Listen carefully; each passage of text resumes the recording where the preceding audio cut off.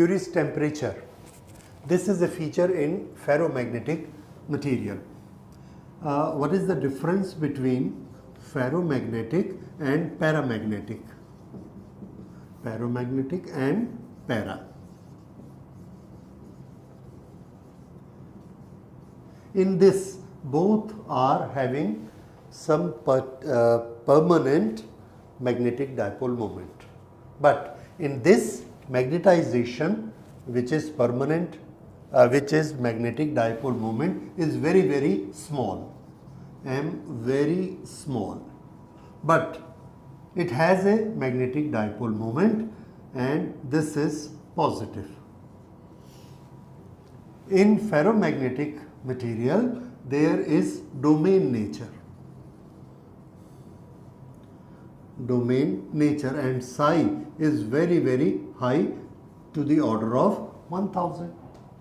This domain nature is not here. Here, whatever is magnetization is there, that is due to individual atoms. And the number of individual atoms in a particular direction is more. Therefore, this is paramagnetic, but there are no domain of 10 to the power 11 atoms all in the same direction, which is a very huge thing. Okay. Now, what happens if we have a ferromagnetic material and we heat it? When we heat it, then all these very large number of atoms which have aligned themselves to make a domain, their structure is disturbed. If we increase the temperature, because of thermal energy, they start oscillating, they start rotating. But if they rotate, what will happen? Their domain nature, that all magnetism is aligned in one direction, that is disturbed, and the domain breaks down. Okay. Even if the domain breaks down, disintegrate, there are many atoms which are still in the same direction. So, that qualifies to be a paramagnetic material. That means when we heat a ferromagnetic material, domain structure is destructured, there is disturbance in that, and that converts into paramagnetic, because domain is not there, but still it has certain magnetism left. So, ferromagnetic is converted to paramagnetic, and this conversion is happening. This conversion is happening 100% at a particular temperature, and that temperature is constant for different materials. One for one, other for the other, other for the other. This temperature at which ferromagnetic nature converts into paramagnetic nature, that temperature is known as Curie's temperature for that particular ferromagnetic material. So, Curie's temperature relates to what? Ferromagnetic or paramagnetic?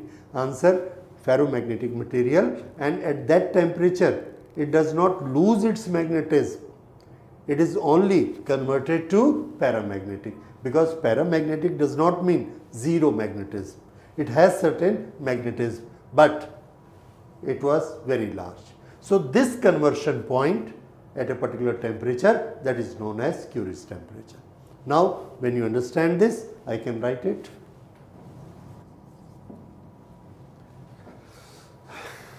Okay, see, the definition is: Curie's temperature is that temperature at which domain structure of ferromagnetic material disintegrate and it converts to paramagnetic nature. This is Curie's temperature.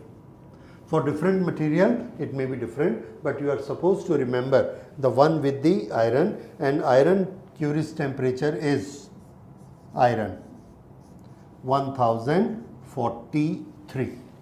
1043, and which scale it is? It is in Kelvin. 1043 Kelvin, and for cobalt it is bit higher, it is 1394. And for other material, like mostly we make the magnet with Fe2O3, iron oxide. So, for Fe2O3 This temperature is 893 Kelvin. Okay, and then nickel is 631,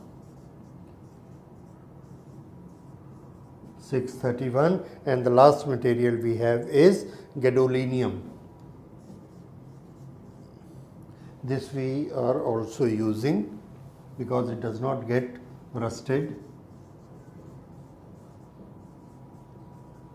Gadolinium, but its temperature is very low, 317 Kelvin. 317 Kelvin, if you decrease by 273, I think it is hardly 40 Celsius. So only at low temperature it remains paramagnetic, it remains ferromagnetic. Otherwise, a little heated up, it loses and become a paramagnetic material. So these are certain examples. This is the most important. You should remember this data, that iron is nearly 1043 Kelvin. So this is Curie's temperature. Now if we are heating a ferromagnetic material and it crosses this temperature, if it crosses this temperature, then it will convert into paramagnetic material, but this paramagnetism again become less, and this magnetization, when it become less, then this psi also goes on decreasing. So value of the psi, we can have an equation which is equal to Curie's temperature T minus Tc. Okay, this is a constant. This is this susceptibility.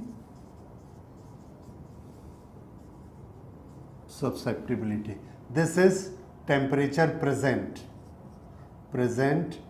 temperature. This is Curie's temperature. This is a constant. So this is how the psi goes. If we increase the temperature more and more, the denominator will become larger, then susceptibility will become less for the paramagnetic material, and this is applied beyond Curie's temperature, after Curie's temperature. So if temperature is more than Curie's temperature, this is the formula which will be applied.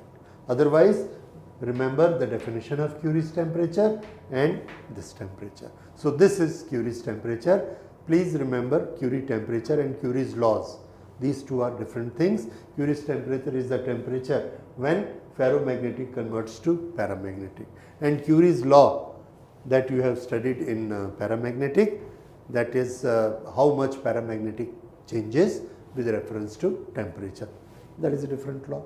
So this is ferromagnetism. Now when we apply ferromagnetism, we convert a material into magnets.